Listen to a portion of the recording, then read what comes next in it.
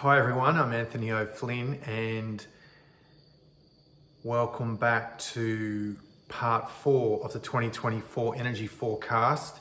If this is the first video you've seen, I suggest you watch the others first, as there is a sequence and the information that I'm offering is having a structure and a progression, so it would be best, but if you're here now then you're welcome to watch the video, obviously. So I've already covered a number of different topics, and now the pieces start to come together in this 2024 year of convergence. And really what we're looking at here now, at least summing up from the last video, is the economic fallout. The economic implications of what's occurring is extremely dire. It's actually much more dire than I'm actually giving you the impression, at least in these videos. It is extreme, and by Christmas it'll go completely mainstream, with many businesses failing, lots of foreclosures on business, and just all the metrics around business will start to spiral downwards, basically, and that's going to occur everywhere in Europe. And obviously what's happening in the US, as I've detailed, and here in Australia. And at this stage of the game, there's not really a lot to do about it, because there are a lot of positive beneficial forces that are actually assisting this process. Because what most people won't consider, at least looking 1 or 2 moves ahead on the chessboard, is how this is going to accelerate the evolution, because the awakening, because there will be so much turmoil with the economy that will actually bring people together a lot, and it will create a lot of unity, because it will affect everyone. Now ultimately it's the Globalist Plan to create these CBDCs, and you can't underestimate the role of the bankers in the whole thing that's going on behind the scenes, dictating government policy, the media, the financial situation themselves, the conditions, the business conditions. They really are able to move the needle on all these major institutions and parts of our life that are unavoidable for all of us. And what's significant to know is the central banks are privately owned, and they're the ones issuing currency. So the quantitative easing of central banks is far having greater implications than the excessive lending of the commercial banks. So that's where we're at. That's basically what we're walking into in 2024. And this is the reality of the situation, and it may not affect you personally in the same way, which I've documented in a previous video, but these are the global conditions, and they are actually engineered. But really the outcome of all this crisis that will emerge, whether it's the cost of living crisis, the housing crisis, the interest rates, just basically the basic economic conditions and the lack of wage growth, will actually contribute to this reduction in the standard of living here in Australia. It's not something that I take any joy in telling people, or trying to, you know, I'm just trying to look at it from a positive point of view and warn people how it's coming. But the main topic, or one of the main topics discussed in the last video, is the issue of inflation and how to deal with inflation. Well, traditionally, the best ways of dealing with inflation are, and none of this is financial advice. Nothing what I'm about to say is financial advice in any way. It's just my own observations of what's occurring. But basically the way of creating safety from inflation or asset protection traditionally has been buying land, has been purchasing precious metals. This round of the current economic cycle will also include cryptocurrency in that. And essentially this is because traditionally, particularly precious metals, has kept pace of inflation. So when we look at the role of inflation and how it destroys wealth, one of the best historical examples you can get from that is the Weimer Republic. So you should know also that central banks are buying gold at record levels all around the world. Currently, at least in the US dollars, it looks like the floor has come in at $2,000. It looks like that will be the floor now for gold, something around that. It looks like it's stabilized, and eventually resistance becomes support. So this means that the central bank's buying gold at record levels because it's actually a tangible commodity. If the currency that's being printed isn't backed by anything, it really is completely worthless. So in Weimer Republic, in 1919, gold was worth about 170 paper marks. By the time the hyperinflation occurred in Germany, by 1923, the price of gold for a troy ounce was in the trillions. The number of trillions varies depending on the sources you look at, but I saw one source that was allegedly at 87 trillion paper marks for an ounce of gold, which is a staggering debasement of the currency. Now, this is important because, well, what is hyperinflation? Hyperinflation is considered to be 50% inflation per month. And we're not close to that here in Australia at all, obviously, not even in Turkey. I gave the example where their current inflation rate's about 61%. Argentina's around 120. But if a currency is basically getting close to 50% inflation per month, it's all over for that currency. It doesn't matter if it's 30% or 40%. The US dollar obviously is not even close to that. It may never go to that. But if you're looking at a country like Argentina where everything is doubling in less than a year, the price of doubling anything, and your wages are not keeping up with that, then your purchasing power is being decimated. So this is the asset protection that's traditionally worked. Obviously, when we think of precious metals, gold, silver, platinum,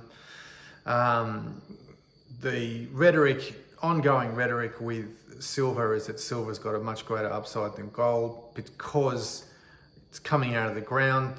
Different sources say different things. Some say a ratio of 7-to-1. Other people say 15-to-1. The price at the moment, the gold-silver ratio is about 80-to-1, something like that. So that's the disparity between what is being mined and the actual ratio in price. Now, I gave the forecast that 2024 would be the year of precious metals. I am not saying that true price discovery will occur in 2024, but what will happen is the following. This is my summation of how I see this playing out at a global level. Being led by America and the currency debasement of America and the huge population of America, which is well over 300 million people.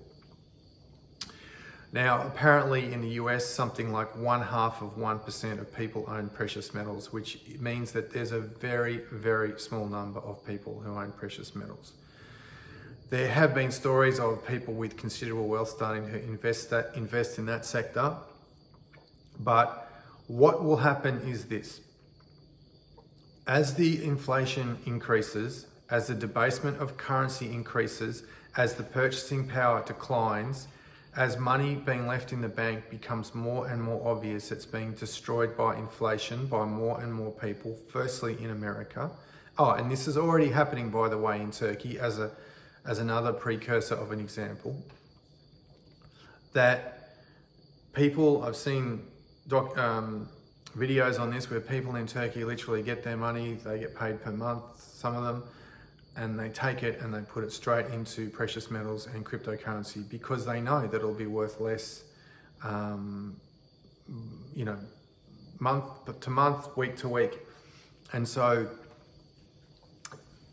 that will be happening on a much bigger scale in the US when people who do have considerable net worth start to realize that their money, although they have however X number of dollars in the bank, it's still there. That what that will actually purchase is declining, and the realization it's declining anyway and has been some time with this rapid expansion of the money supply in the US, the printing of the dollar, but it's the realization. And as I said, many people who think they understand how money works and they have a debasement of the currency and then the money they're getting through the interest rate is less than the inflation rate, which means they're effectively being taxed every day, if you want to think of it like that, that they don't do anything about it. Well, what's the solution? I mean, there's different ways. Some people buy art, for example, in a bid to, as a hedge against inflation, or even jewelry, land, property, precious metals, and this time around cryptocurrency. So I do think that the cryptocurrency will, some of them at least, obviously BTC will do well out of this, maybe some of the other ones as well. It's difficult to say because it's a new class of asset. But what will happen en masse, I believe, is that then when people in the US firstly realise, and it will happen around Europe as well, start to transition into precious metals, then what will effectively happen is the COMEX vaults will be drained and people will more and more will take physical delivery. There will still be the potential for manipulating markets, controlling markets from the paper, like the paper currencies in gold and silver, GLD, SLV, but the more people that take physical delivery, eventually it will be revealed that the emperor's, the emperor's new clothes will be revealed, that there is no vaults with physical in it because it's been drained. And at that moment is when true price discovery will happen. And then eventually the price, at least in terms of what you can purchase it for physical, will start to accelerate. But this doesn't mean that you'll be able to get it, because as I said, the gold silver ratio in terms of how much it's mined is 7-to-1. That's 1 ounce of gold for every 7 ounces of silver. And here's the kicker with silver, is that a lot of it's being consumed. And by all reports, the solar panels that are being made, that are really being used more and more with this push for green energy and so on, are going to be using more and more silver. So there's a lot of silver in electric cars, for example. It has all these industrial uses. And the point is that this has actually been consumed. So it's not just being stored in vaults and so on, but it's being mined and it's being consumed. It is not recycled. A very small amount is recycled and reused. So that means that particular metal is actually disappearing in quantity. Now, because the such a small market for silver, and particularly because not people are taking physical delivery because of the difficulty in storing silver, it means that the ability to control the price at a paper level is much easier. But when people start to panic and realize that these bullion dealers around the world, particularly in the US to begin with, can't actually keep up with the demand, then that is when the price will actually begin to find true price discovery. I won't make any predictions on price, at least in this video, but the upside is very high for precious metals, the downside is very low. So this is how it's looking. And if you look at it, if you look at the charts in Weimer Republic, the hyperinflation of the mark, it really only happened over 2 years. Now, some people believe that we're in the cycle now where hyperinflation is beginning with the US dollar. It's possible, but it might not hyperinflate. But the curtailing of spending will not occur in an election year. The amount of money that's been given in foreign aid to fund the wars in the Middle East and Ukraine and so on, and just the ongoing expansion of the money supply, raising the debt ceiling, it's all contributing to this moment of realizing that the dollar is just, honestly, it's not backed by anything, and then basically it's just paper. Now, we've all heard the stories of people having wheelbarrows full of marks and so on, and seeing the footage and so on. Well, could it get to that level? It's impossible to really say, but if you look at the graph of the mark compared to an ounce of gold, in really about a 20 months, 24 months, it really just goes straight up. Look at a chart and see it for yourself. But the point is that you could buy one entire block of commercial real estate in Berlin for 25 ounces of gold. an ounce of gold in Australian dollars at the moment, it's around 3,000, let's say. So that's basically less than $100,000 for an entire block in the CBD of Berlin. And so whatever trillions have actually got to, if this 87 trillion mark value for an ounce of gold is inaccurate, it was in the trillions. And at that point, the currency is useless, it's meaningless. And this is going to be the other impulse or market signal for people to start to actually spend more money on goods and services that they actually need, that's going to help them survive through this economic crisis, whether it's investing in their property to become more self-sufficient, or going off grid, or even just buying a new car, or buying different items they need. It could be anything like a new fridge, but realizing that the purchasing power is going down so much, and some of these goods and services are escalating in price to basically get the money out of the bank and spend it. At the same time, there will be elements of deflation with consumer items and items that are non-essential going down in price. All these luxury items and clothes and all sorts of things, particularly what you see in the shopping centres, basically things that people don't really need. So this is basically a summary of how I see this playing out. And I guess what to really take away from this is that we are in this incredible wealth transfer that's occurring that so few people realize. And I've tried to explain it to people, and their eyes just glaze over completely.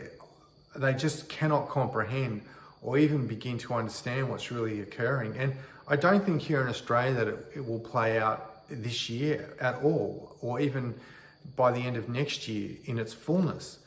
But firstly, we'll have some serious economic contraction, and it will be much more visible, at least the broader economy, the conditions throughout 2024. It's unavoidable at this point. But the key thing to understand is that wealth doesn't disappear ever. It's just transferred. And that's something to really think about. And many people maybe watching this don't consider themselves to have any wealth or something like this. Well, $10 is wealth, $50 is wealth. It's a question of really what you do with it and what you spend it on. And this is why the age of entitlement, this is what phrase I give to it, the age of entitlement in Australia is so well and truly over. It's just that most people can't really realise it yet. And as I said, the real problem will be the mental health crisis that's going to develop from this, that people who have taken for granted and who have also been extremely ungrateful with the resources that they've been blessed to have, whether it's just a roof over their head or good food or, a car that runs, are going to suffer so deeply mentally because they just simply have not really ever experienced anything like this in the lucky country. And those days of the lucky country are finished. There are tent parks, or people in parks on mass camping around the cities, even in the regional areas, even here on the Sunshine Coast. I know of at least 2 areas where there's rows of people who are homeless. I find it personally a complete failing of government. I find the housing crisis in Australia a total failure of government, not just Labor government, Liberal government, and in fact, pretty much every single parliamentarian that's ever sat in the federal parliament and the state parliament, that we should have such a huge crisis like this that many claim is just manifested slowly. And I think that this revelation or realization of the dysfunctional nature of our government is extremely beneficial for the awakening of the collective, because it will realize that we have lost our compassion for each other. Australian collective has become extremely entitled, extremely greedy, extremely self-centric, egocentric, and importantly, it's often an accusation against the millennials, that the millennials are entitled. I've seen experiences of this in the last couple of years in some of the things that I've seen. It's the silent generation, it's the boomers, it's Generation X, it's the millennials, and it's Generation Z. It is across the board. And you can't really blame the younger people as just a product of their environment, that they've had it so easy, particularly in regard to material material goods and consumerism and just general standard of living, that they now are faced with this inability to really meet those expectations. They're just a product of society, and we as a society have failed them, but particularly the government policies. This could be fixed very easily. Stop foreign ownership, reduce migration radically going into 2024, and also get rid of negative gearing. A lot of people don't like hearing that. A lot of people will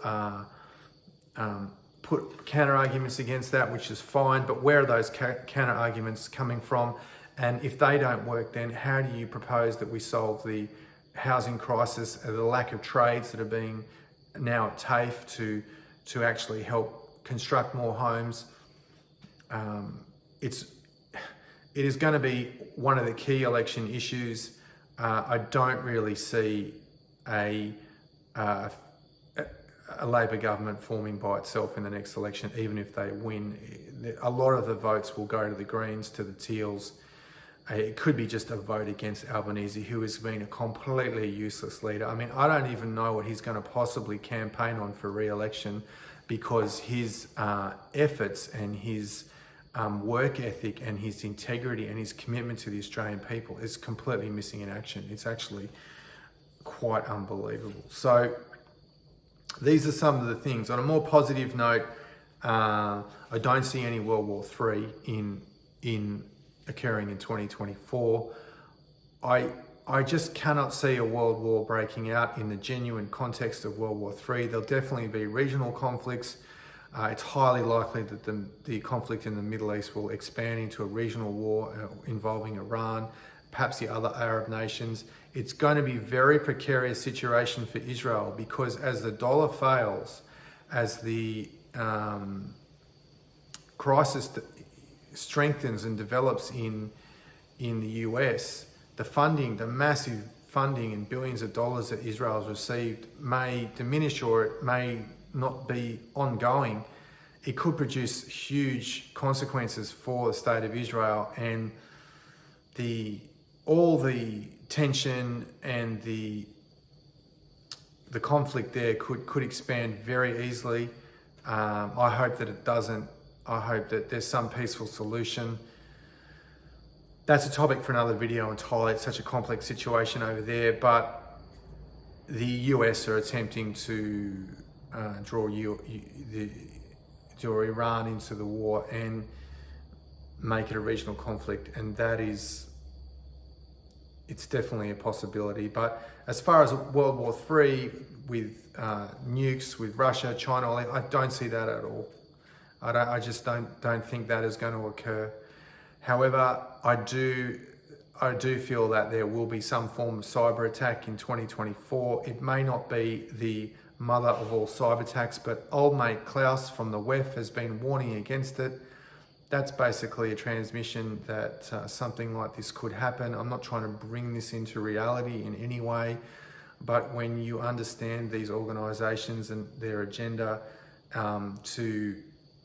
which really is at the core of it, is to use the banking system, the methods of transaction to create greater control, to try to censor people. And perhaps in Australia, the greatest challenge we face in 2024 is actually the so-called Misinformation Bill, which will basically ban people having a say on social media if their content is deemed as misinformation, which, after the entire failing of the mainstream media to report any true facts around the pandemic, the fallout of the pandemic, we don't have journalism in this country. We don't have that anymore. We don't have it in many Western nations around the world. That's something that has just gone quite a long time ago. I think that the events of the pandemic would just highlight it and made many people realise that. If we will be banned from expressing our views on social media under the guise of misinformation, then we don't have a free speech anymore. We don't have a functioning democracy anymore. We have tyranny. And this is the greatest challenge, really, I see this year for the Australian people, more than the crisis in the economy. We don't have enough politicians in the parliament that have enough integrity and enough intellect and enough discernment at this point, even at this point, to realise what's going on. And on top of this cyber attacks, which we've seen, disruptions basically to the banking system, to the internet, and even to the power grid. Yes, this is highly likely in 2024 at some level. So this goes into the topic of preparing at a survival level and so on. I think I might pick this up in the next video because this does have a lot of points to make, but also a lot of people need to get out of a state of fear and take action from a place of empowerment, take action from a place of positivity and detaching from the government, not relying on the government. Particularly we've seen the events of the big storms in southeast Queensland, particularly on the Gold Coast, where some people had didn't have power for 5-6 days. I've even heard some stories of outages of a really long duration here on the Sunshine Coast. And again, it's a highlighting of the failure of government. And I'm not criticising individual people that work in these organisations, as often they're actually really good people doing their best. But it's more the middle management and the people further up the tree who don't fund these organisations properly. They're not managed properly.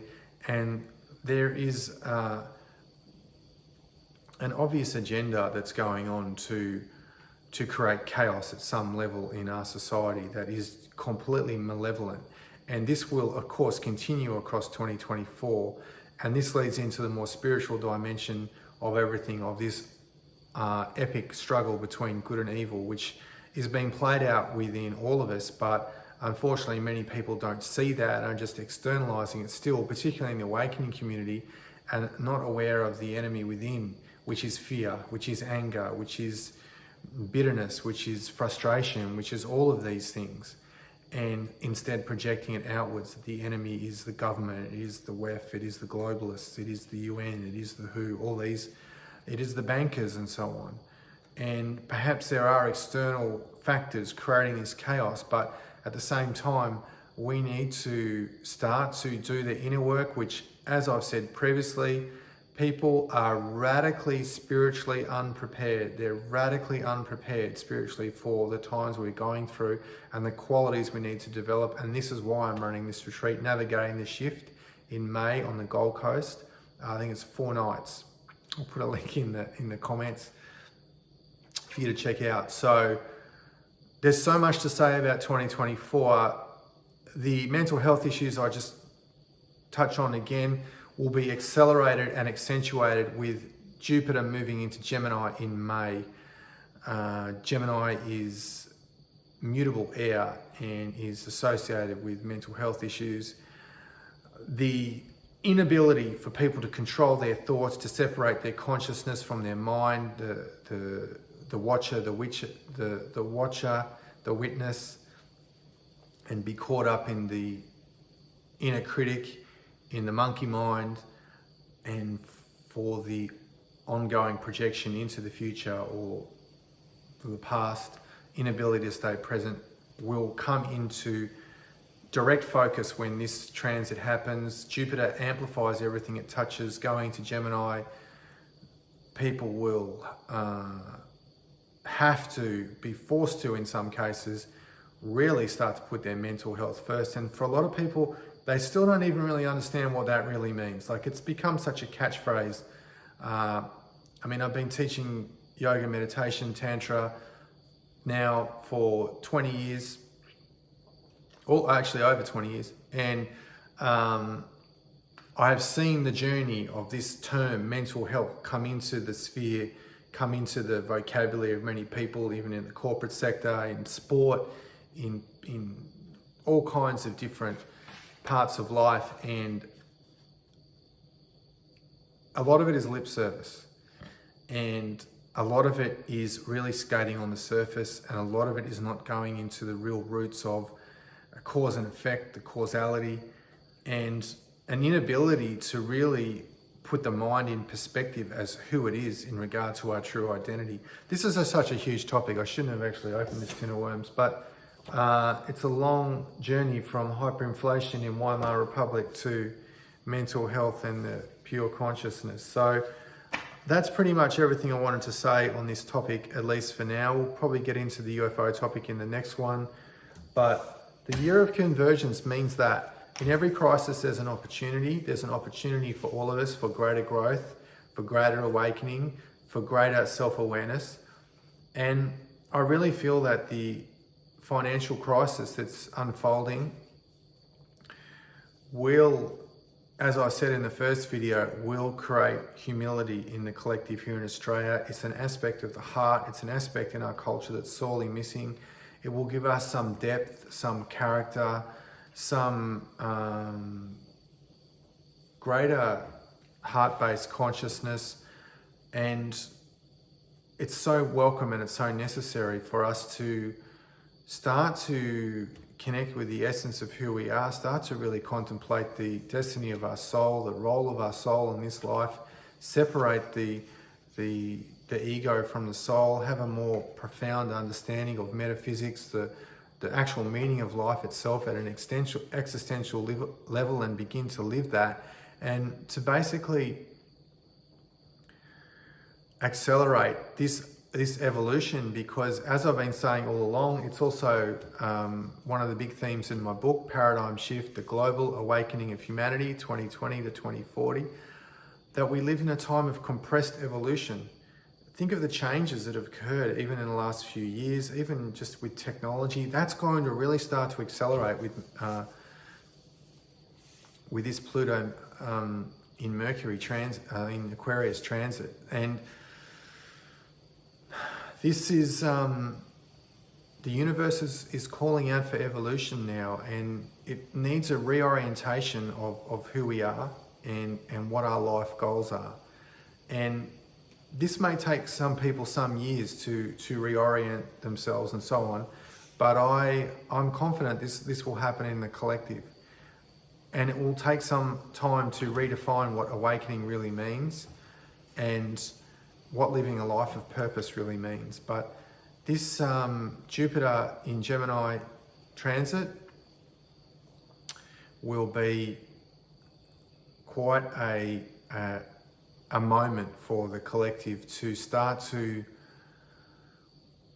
become more intimate with our inner world, with our inner life, and from that, I think that there are a lot of good things will come. I'm really optimistic about things moving forward, even in perhaps this series of videos. If you're just watching them, you're not sure, you never watched a video from me before, I'm extremely confident that the awakening is on track, that things are going exactly according to the divine plan, not the human plan, and that we will overcome all these obstacles. And it's going to be quite a story to tell when this battle has finally been won. But we do need to develop some serious inequalities to navigate the shift. Otherwise, this time is going to be unnecessarily tumultuous for us and unnecessarily chaotic. But buckle up, because 2024 is going to be quite profound. I'm going to be excited to see where things end up by the end of the year, and to see where some of these forecasts that I've made actually end up. But there's plenty more to talk about. I'm rambling, it's late. Thanks for watching. We live in epic times.